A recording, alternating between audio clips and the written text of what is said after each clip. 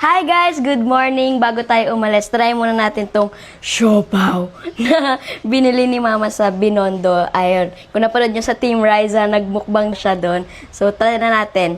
Dati rin na-try na namin to, pero ibang flavor. Grabe oh, ganyan kalaki. Hi, how are you? Sorry po, I have to be a bit quiet because everyone's rehearsing na. But hope to see you soon po. See you. Bye! Di ko alam kung malaki yung mukha ko, o maliit yung mukha ko, o malaki yung siopaw. Pero, ayan na. I-cut natin po sa gitna. Ooh. Ganito yung mga ano niya. Parang may itlog na maalat, tapos di ko alam yung halo. Pero try na po natin. May tissue pa pala guys, sorry. Mapapaunang kagat tissue agad. Okay, try na po natin.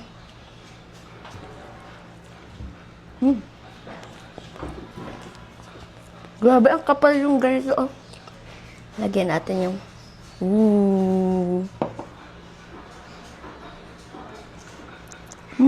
Gusto ko yung... Lulaki. Guys, approve po yung siopaw. And kung nakita nyo, nagmukbang din si Team Riza. At speaking of Team Riza, thank you po sa 2 million followers sa Team Riza Facebook page. Maraming salamat sa support nyo. And God bless us all. Thank you guys. Bye-bye! Grabing reaction yan, no? Bakit nga ba namit si Riza? Nabigay yung portrait sa kanya. Habang nag-scroll ako, nakita ko yung latest upload ni Idol. Sakto, malapit lang siya sa amin. Pero nagdalawang isip ako. Kasi baka yung video nung nakaraang araw. Tapos ngayon lang in-upload. Nag-message lang yung pinsan na nandun pa daw si Riza. Baka gusto kong ibigay. Ito pala yung video na nakita ko. 5 minutes ago yata ito. Dali kong din-drive yan guys kahit maulan. Tignan yung itsura ko guys. Sakto guys, wala akong ligo dyan. Ulan naman. Kasi nagmadali talaga para maabutan sila at maibigay ko yung portrait. Bali syempre, naghanap muna ako ng frame. Tapos guys, pinuntahan ko na yung location kung nasaan sila. Shoutout pala dun sa dalawang nakastay dun sa tindahan. Pinatuloy nila ako guys.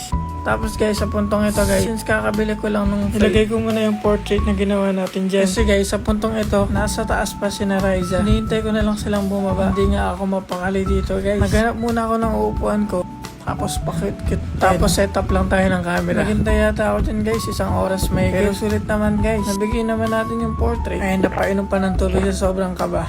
Tapos guys, sumisilip talaga ako dyan sa labas. Bigla na silang bumaba. Kaso wala pa guys. So, balik muna tayo sa upuan. After na ilang minuto guys, mabas na yung ate niya. Tapos sumunod si Team Riza guys, ayun si Mami. Tapos syempre si Riza. Tingnan niyo reaction niya guys. Tatawa ka talaga. Mapapansin talaga sa kanya yung ang gaan ng pakiramdam mo sa kanya. Kasi feeling mo napakabait na bata. Napaka-humble guys pa. Kita naman sa aura guys. Tapos the way siya makipag-usap sa akin. Parang tropa-tropa lang ganun. Nagpa-picture na ako dyan syempre. Tapos guys, sabi niya dito, pipicturean niya daw para daw may ipakita kay Bimbi. Ayun guys, picture mo. Napakahusay talaga sa sandaling panahon na bigla ang dumating si Bimbi Aquino ay talagang naipamalas niya ang magandang imahe niya sa showbiz maging sa hosting.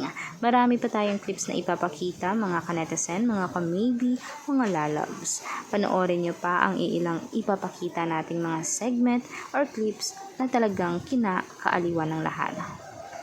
Yo guys, tara drawing natin si Bimbi at si Riza. Grabe no, saan yun? After ng maraming taon, o dekada na nga yata muli silang pinagsama ng panahon bilang magkaibigan. Parang papunta na sa pagkakaibigan. Sabi nga ng kantang Maybe This, maybe now they can be more than just friends. Diba wala namang posible? Huwag sumang-ayon yung panahon. Balik muna tayo sa drawing. Nakita niyo naman guys, lagi ako nagsisimula sa mga mata. Kasi para sa akin, sa mata nakikilala yung tao. Usually guys, blending stamp talaga ginagamit ko sa pag-blend. Lalo na sa part ng mata, para ma-blend ng maayos. Or minsan ginagamit ako ng mga maliliit na makeup brushes. Medyo nahihirapan nga ako dito. Kasi guys, pinagkasya ko yung dalawang head sa A4 size. Tapos guys, may tanong pala ako. Since landscape ko to ginawa, portrait pa din ba tawag nito? What?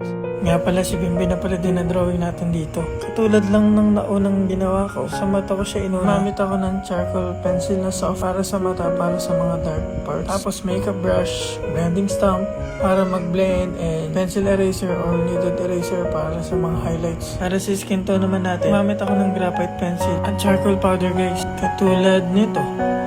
Hatching technique yata tawag dito kung hindi ako nagkakamali. Tapos naglagay na din ako ng mga highlights. Pigment ink yata yun. Tapos sa puntong ito guys, binalikan ko lang ulit yung drawing back to start para masuri ko guys kung saang part pa may mga kulang. Tapos lagay na lang ako ng mga ibang details pa. Sa puntong ito guys, malapit na siya matapos. Shadean ko na lang ng kaunting background. Talaga namang naipamalas ni Bimby Aquino kung ano nga talaga siya. Lagi silang nagla-live at sinasabi ng marami na talagang hindi plastic si Bimby. Totoo po yan. Dahil ayaw mismo ni Bimby sa plastic. Gusto niya metal. Joke lang. Gusto niya yung totoo lang. Pawang makatotohanan lang yung sasabihin niya. Ayaw niya kasi yung paligoy-ligoy pa or di kaya parang dinadala sa love team para lang magustuhan niya siya. Hindi po siya ganun. Talaga diba, nakikita naman natin sa TV mismo na gusto niya si Riza. Yung mga kaakibat na galawan niya talagang maliit na ideya na yun na type niya si Riza. Pero kahit pa paano yung pangarap niya is uunahin niya kasi pinupursue naman talaga niya yun. And nangako din naman siya sa mami niya na tutuparin niya lahat ng mga pangarap niya. Kahit naman mayaman sila, si Bimby kasi hindi hambog. Match talaga sila ni Riza. Si Riza kasi, diba, from rags talaga si Riza, mula sa mahirap hanggang ngayon nagkapera. Hindi talaga nagbago si Riza. Yun talaga yung pinakaunang gustuhan ng mga tao sa kanya. Talaga yung pagiging humble niya is stay lang talaga, consistent. Hindi yung nagkaroon lang ng pera, nag-iba na yung ugali. Kaya naman saludo ang lahat sa maybe sa ginawang tambalan na meron sila. Alam ko maraming maybe ngayon kasi nga halos yung paglabas ni Bimby talagang milyon yung naging followers, yung biglaang followers nila, yung mga nagsisearch sa search bar, halos top trending lagi yung maybe. Simpleng-simple lang pero tutok na tutok ang mga tao dito.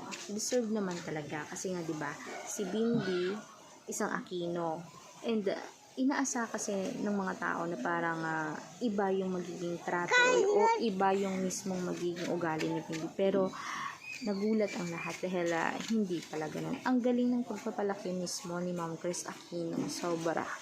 Kahit sino talaga mapapawaw.